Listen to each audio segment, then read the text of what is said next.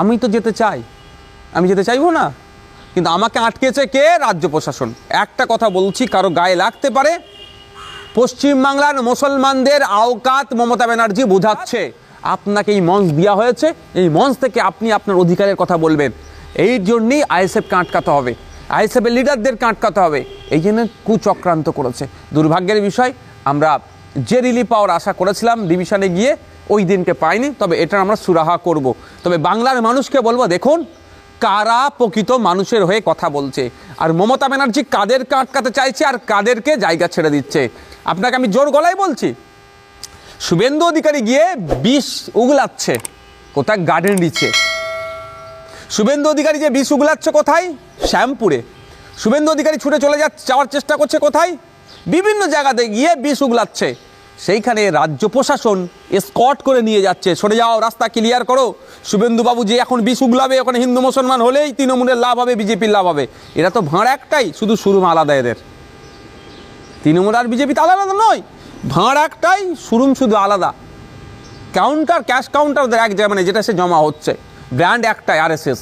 তো সুতরাং এদের দুদিনের মধ্যে ভাগ করে নিতে হবে। রাজ্য প্রশাসন রাস্তা ক্লিয়ার করে আগে যাতে শুভেন্দুবাবু পৌঁছাতে পারে তার চেষ্টা করছে। আর নওশাদ সিদ্দিকীদেরকে, যারা দুটো সম্প্রদায়ের মধ্যে সেতু বন্ধনের কাজ করছে, যে ভুল বুঝাবুঝি বিজেপি চেষ্টা করছে দুটো সম্প্রদায়কে দূরে সরিয়ে দেবার, আইএসএফ সেটাকে কাছে আনার চেষ্টা করছে। ভোটটা বড় কথা নয়, দুটো সম্প্রদায়ের মধ্যে যদি মিল মহব্বত থাকে, ওই সম্প্রদায়ের মধ্যে যদি ভাইচারা থাকে, তাহলে রাজ্য দেশ এগিয়ে যাবে।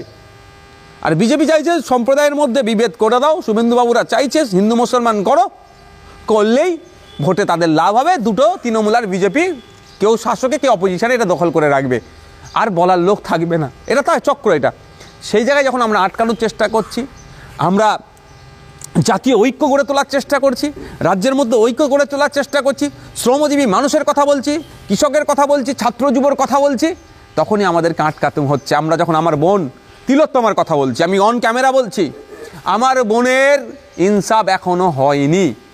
হ্যাঁ, আপনি বলতে পারেন সঞ্জয় রায়কে করেছে, কোর্টের কিছু করার নেই। জজের চেয়ারে যিনি বসে থাকবেন, কারো মুখ দেখে তিনি বিচার করতে পারেন না, তিনি এভিডেন্সের ওপরে বিচার করবেন।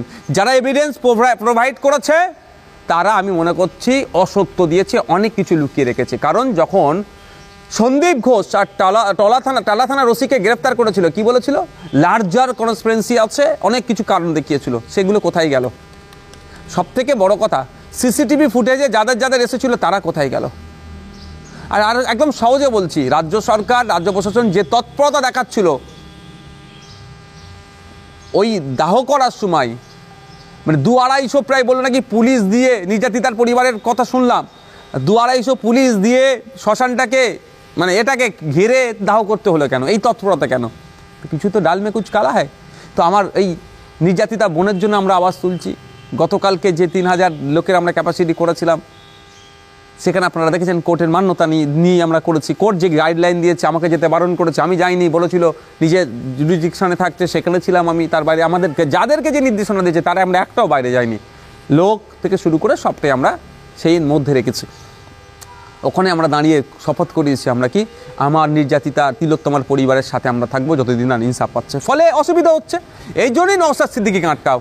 আমি পশ্চিমবাংলার যে সমস্ত নেতারা আছেন, ধর্মীয় নেতা, সামাজিক নেতা, রাজনৈতিক নেতা, বিভিন্ন পরিচয় আছে, আহলে হাদিস, তাবলিগ, বেরেলি, ফুরফুরাওয়ালা, দেওবন্দি, বিভিন্ন মতদর্শের যারা যেভাবে আছেন, কেউ তৃণমূল, কংগ্রেস, সিপিএম, বিজেপিও যে সমস্ত মুসলমান নেতা আছেন, গুটি কয়েক আছে, শুধু ওই ভোটের সময় সামনে নিয়ে আসে, ভোটের সময় প্রার্থীও দেয় করে না এদেরকে। 42টা প্রার্থী দিল রাজ্য লোকসভাতে, একটা মুসলমান নেই। 294-এর মধ্যে একটা না দুটো ছিল মুসলমান। তারপরেও যারা করছেন, সমস্ত মুসলমানের আওকাতটা বুঝিয়ে দিল। দলিতদের আওকাতটা বোঝানোর চেষ্টা হচ্ছে, আদিবাসীর আওকাতটা বোঝানোর চেষ্টা হচ্ছে। তোমরা কথা বলতে পারবে না, আমরা ব্রাহ্মণ্যবাদী দল, আমাদের পায়ের নিচে তোমাদের বসে থাকতে হবে। তুমি বড় নেতা মানে আমি আমার নিজেকে বড় নেতা হওয়ার শখ নেই, তুমি তোমার স্বজাতির কথা, তুমি অত্যাচারী মানুষের কথা বলতে পারবে না। তুমি অত্যাচারী মানুষের কথা যদি বলার চেষ্টা করো, তোমার নামে মিথ্যা মামলা দিয়ে বিভিন্নভাবে তোমাকে আটকানো হবে।